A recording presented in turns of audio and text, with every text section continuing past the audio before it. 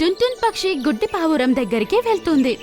అది చూసినప్పుడు నిజంగానే జుమ్రి పావురం స్వెటర్ అల్లుతూ ఉంటుంది. అది చాలా మంచి డిజైన్ వేస్తూ ఉంటుంది మరియు అది చేసిన స్వెటర్ వేసుకుంటే చలి నుంచి తప్పించుకోవచ్చు. జుమ్రి పావురం, మమ్మల్ని క్షమించు. రోజు మేం నిన్ను అవమానించాము. దేనికి పనికిరాని దానివి అని అనుకున్నాము. నువ్వు నా కోసం కూడా ఒక స్వెటర్ వేసిస్తావా? ఆహా, ఖచ్చితంగా. నాకీ పని చేయడం చాలా ఇష్టం. జుమ్రి పావురం స్వెటర్లు అల్లడం గురించి ఇప్పుడు అడవంతా తెలిసిపోయింది. అందరూ తన దగ్గర స్వెటర్లు అల్లించుకోవాలి అనుకున్నారు. ఇప్పుడు జుమ్రి పావురం స్వెటర్ల ఒక అంగడి ఓపెన్ చేసింది. అందులో అది స్వెటర్లు అల్లి అమ్మడం ప్రారంభించింది. అది స్వెటర్లు అల్లిన వెంటనే అది అమ్ముడుపోయేవి. అందువల్ల ఇప్పుడు ఎవరి దగ్గర చేయి చాచాల్సిన అవసరమే లేదు.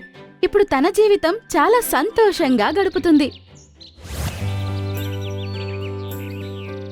నన్ను క్షమించండి పిన్ని, ఆ రోజు మీతో నేను చాలా కఠినంగా మాట్లాడాను. మీరు చాలా మంచిగా స్వెటర్లు అల్లుతారని విన్నాను.